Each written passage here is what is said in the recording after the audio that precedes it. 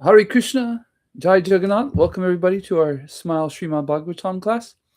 My name is Nanda Brajadas. Today we'll be doing a recap of the verses we've done up to, we'll do the recap of verses 10 through around 18, and then we'll see if we can jump into verse 19 of the first chapter of the first canto. And first we'll start off with our prayers for Srimad Bhagavatam. I'm going to share here the screen there.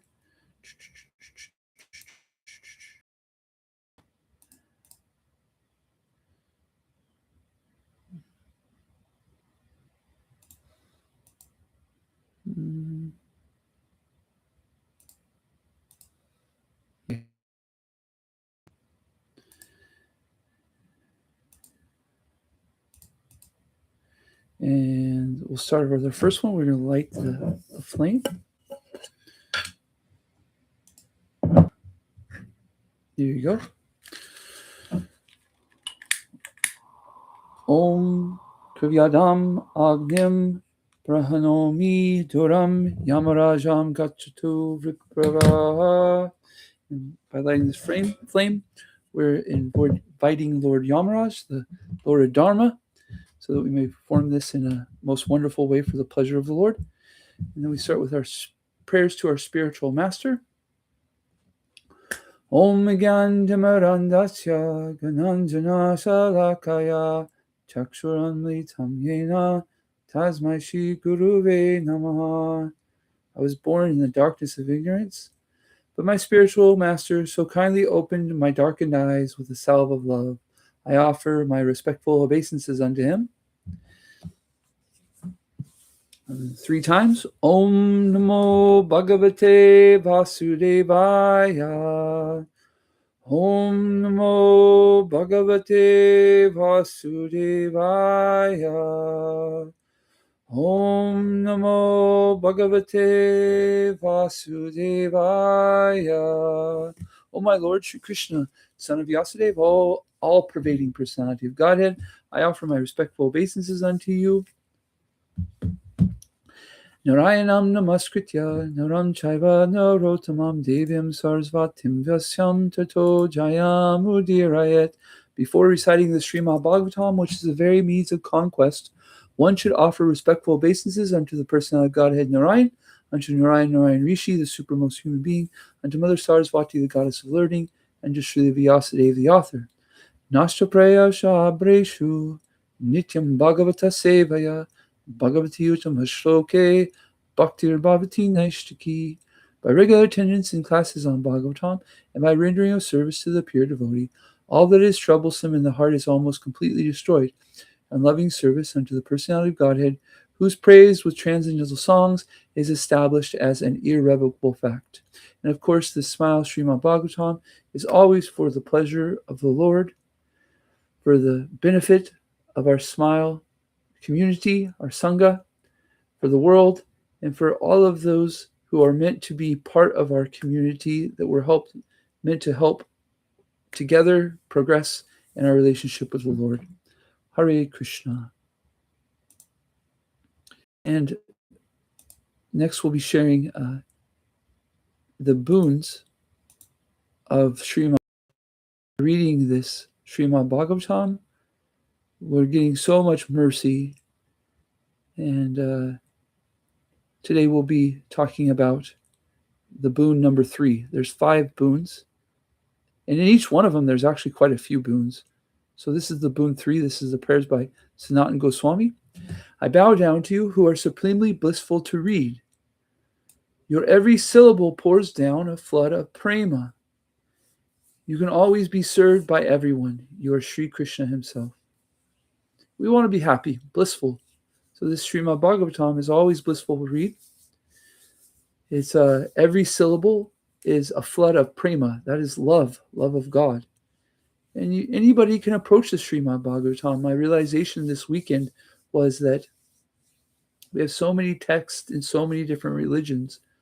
The Bible, the Bhagavad Gita, the Quran, so many different texts that are bringing us to the appreciation that the Supreme Person is the Supreme Controller, that he is the creator of everything, and we should approach him. And this Srimad Bhagavatam is the purport of all of these texts, saying that this is how we have a relationship with the Lord. This is what the Lord is, his fame, his name, his activities, so that we can have that relationship with him. So it's meant for everyone. Hare Krishna. Okay, so we'll share our Bhagavatam right here. And I'm on, but what we'll do is we'll move. So last time we did a recap of 1 through 9. So we'll do 10 through 18, the verse that we've covered in the last few days.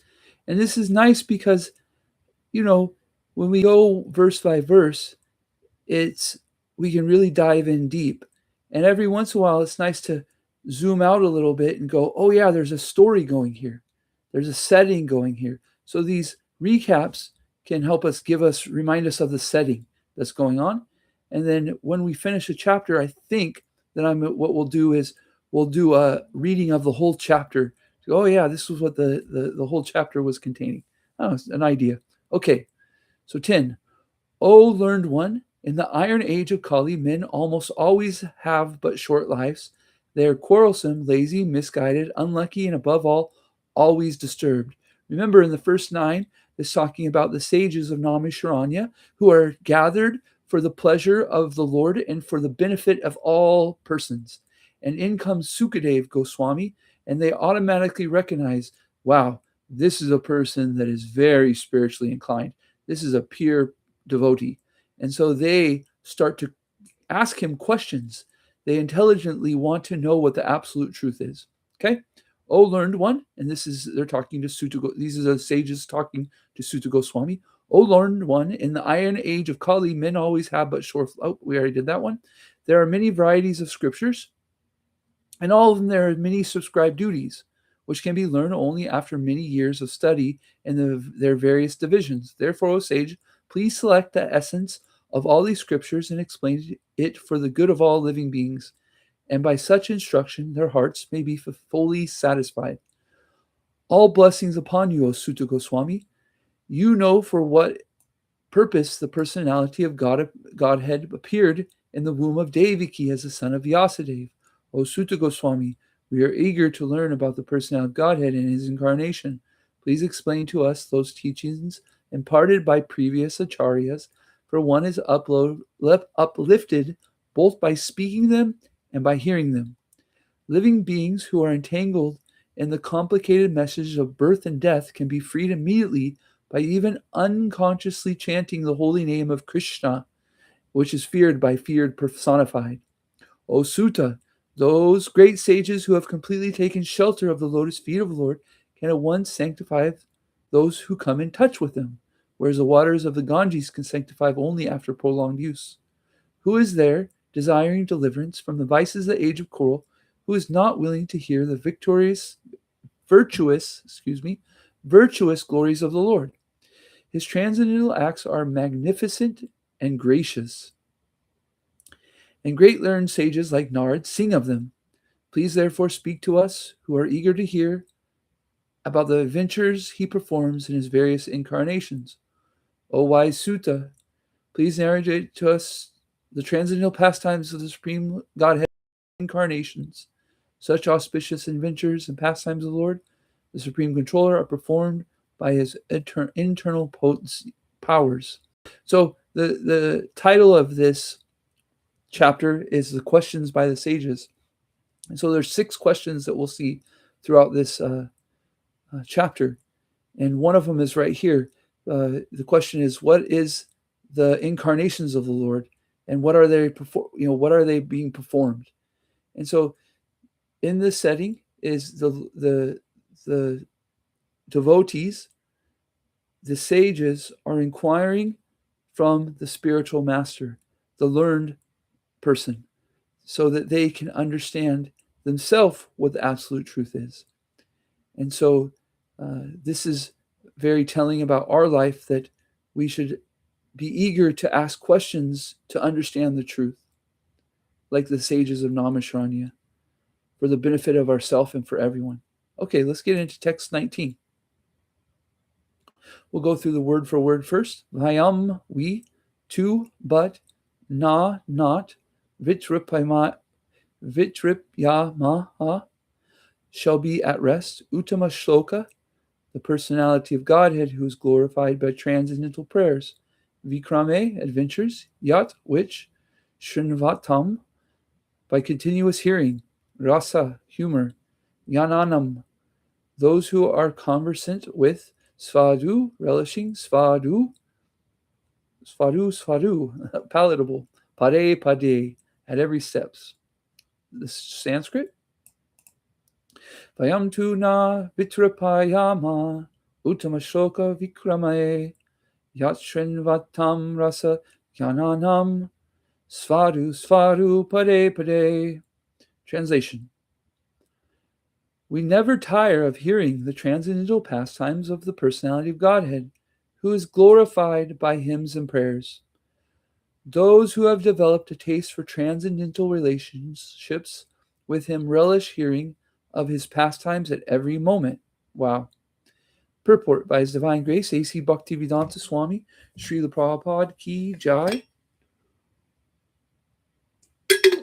There is a great difference between mundane stories. Oh, we did this, actually. Excuse me. Maybe we didn't. Let me check number 18 real quick. No, we didn't do 19. I'm just remembering this. Srila Prabhupada is reinforcing about Mondays, because yesterday we were talking about, Saturday we were talking about cinemas, movies, and stuff. Okay, here we go. There's a great difference between mundane stories, fiction, or history, and the transcendental pastimes of the Lord. The histories of the whole universe contain references to the pastimes of the incarnations of the Lord. The Ramayana, the Mahabharata, and the Puranas are histories of bygone ages recorded in connection with the pastimes of the incarnations of the Lord, and therefore remain fresh even after repeated readings. Interesting.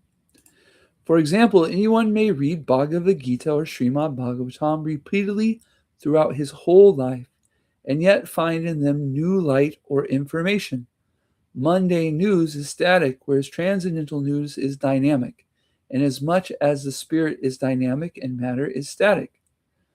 Those who have developed a taste for understanding the transcendental subject matter are never tired of hearing such narrations. One is quickly satiated by mundane activities, but no one is satiated by transcendental or devotional activities. Uttama Shloka indicates the literatures which is not meant for nescience. Mundane literature is the mode of darkness or ignorance, whereas transcendental literatures is quite different. Above the mode of darkness, and its lights becomes more luminous with progressive reading and realization of transcendental subject matter. The persons are never satisfied by the repetition of the words of Aham Brahmasmi. Such artificial realization of Brahma becomes hackneyed. And so, to relish real pleasure, they turn to the narrations of Srimad Bhagavatam. Those who are not so fortunate turn to altruism and worldly philanthropy. This means of Mayavadi philosophy is mundane, whereas the philosophy of Bhagavad Gita and Srimad Bhagavatam is transcendental. So, when we read the transcendental literatures of Bhagavad Gita, Srimad Bhagavatam, Vedic literatures that are meant for us to understand the reality of Godhead, the personal relationship, especially these, it's like a spiraled and in the spiral staircase, we'll notice that we'll see same patterns. We'll meet the same people. Maybe not when I say the same people, I mean you get the sense like, oh, this person I've met before, but yet they're another person. I've had this situation before, but yet it's a different situation. And the idea is in transcendental life, when we find these cycles, these patterns that are going upwards, they become more relishable, more transcendental. They're of a higher nature each time. And so when we read Srimad Bhagavatam and Bhagavad Gita, it's this spiral staircase that each time we get more understanding, more realization. Oh, I've read this Bhagavad Gita 6 times and I never saw that. Wow. Or I never heard it like that. Or wow, I didn't understand that point before. And this consistently happens in spiritual life, that we have these opportunities to return to different things, but to go higher and higher and higher and higher and higher and higher and higher. And even when we're in the spiritual world, they continue to go higher and higher and higher. We tend to expand our relationship with Krishna, because that's what is really happening. When we read Srimad Bhagavatam and Bhagavad Gita is that our relationship with our Lord is getting higher and higher and higher. And then once we get to the spiritual world, that relationship still even grows. So these aren't mundane activities Srila Prabhupada is explaining. For instance, the chanting of Hare Krishna. The devotees chant Hare Krishna on japa mala beads, a type of meditation. And they'll chant, I think it's 1,728 names of God. 1,728 mantras each day. And some people even way more than that. And yet they don't tire from it.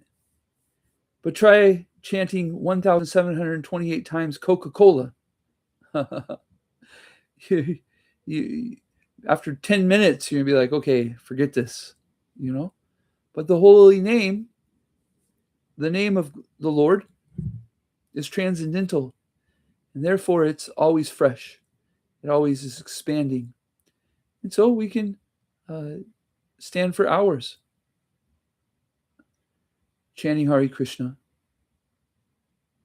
Sometimes people, they question, hey, I have a tough time chanting Hare Krishna for so long, or chanting the holy names. That's understandable.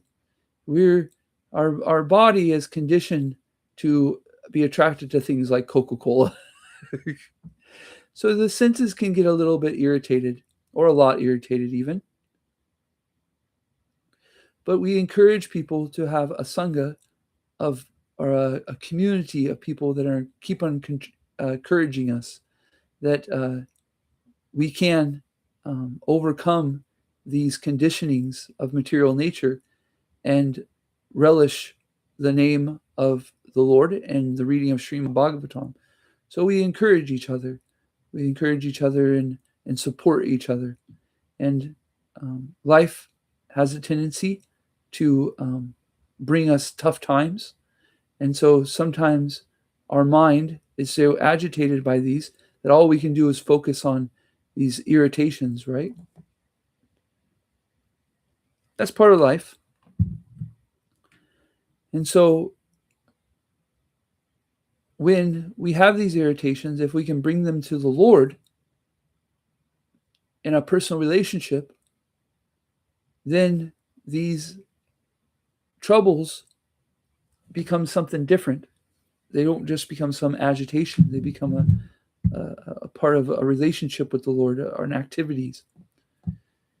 So Srila Prabhupada mentions at the end of this paragraph, this purport about the Mayavadi philosophy is mundane, meaning that Mayavadi means the impersonal philosophy that Krishna is impersonal ultimately. And he's explaining that ultimately people who come to this conclusion can't stay there because it's boring. we want a transcendental relationship. We want activity. The nature of the soul is to have a relationship and act. And so the highest truth, being that the Lord has personal form, is encouraged by the acharyas of the Gaudiya Vaishnava Sampradaya, by the Vaishnavas. So we can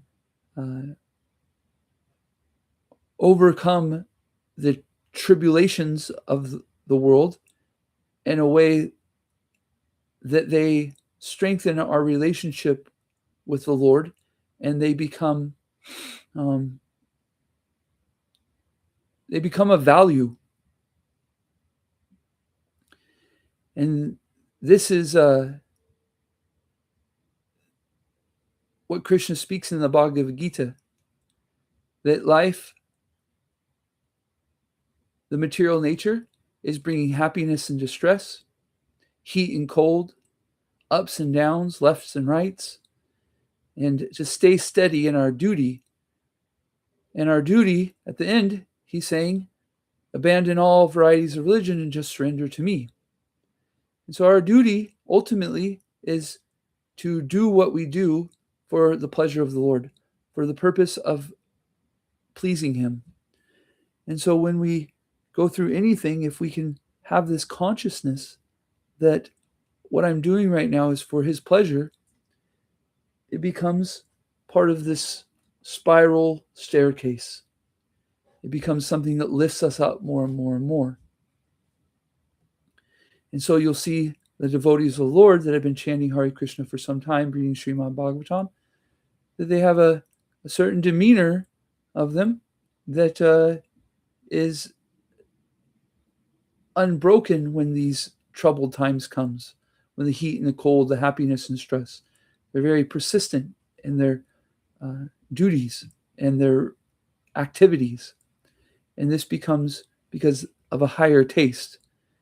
We don't just give up things. Okay, this also meets our philosophy of Mayavadi, to just give up things, to have zero. We can't ultimately give up things. We'll continue to go back to them unless we have something higher to go to. There's something in what we do that gave us some taste, and that's why we did it. We didn't do it just because there's actually a reason for things. Even though most of life we go through unconscious and not thinking about the reasons why we do things. But if we sit back and look about why we're doing something, is there's some taste in whatever we're doing.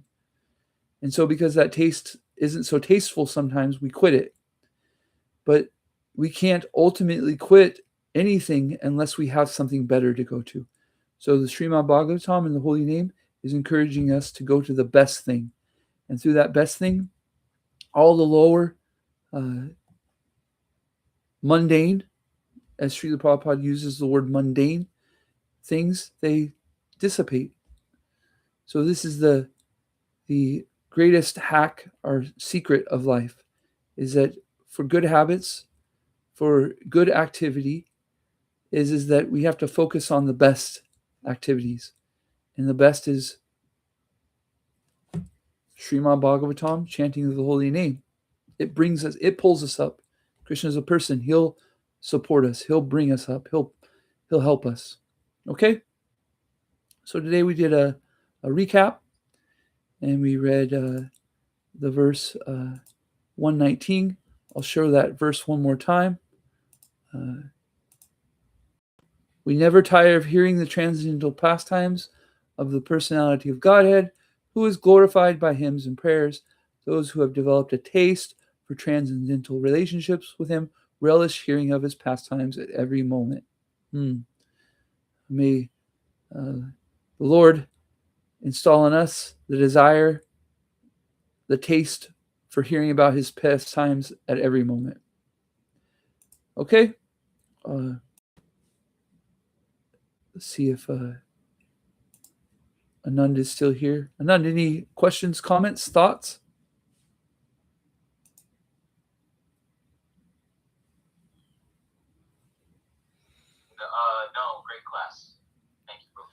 Thank you, Prabhu. I want to wish you all a very wonderful Krishna conscious day. Remember, you can go to our smile.com, SMYHL.com. On the bottom of the page, there's, look through it. There's so much wonderful information, so many things that we're doing for the benefit of you, for you, and for the people. And at the bottom, we have things where you can ask for prayers or ask questions. So if you're watching this video on YouTube, you can ask any questions in the comments. And if you'd like, you can also go to our website and send in a form. There's it's a very short form. It's not like a big form. It's just your name, email, so that we can reply to you, and then the question you have. And any questions or anything that you need, please ask. That's what we're here for. We're here to encourage people in their relationship with the Lord. Okay, Hare Krishna, Jaya Jagannath, Haribol.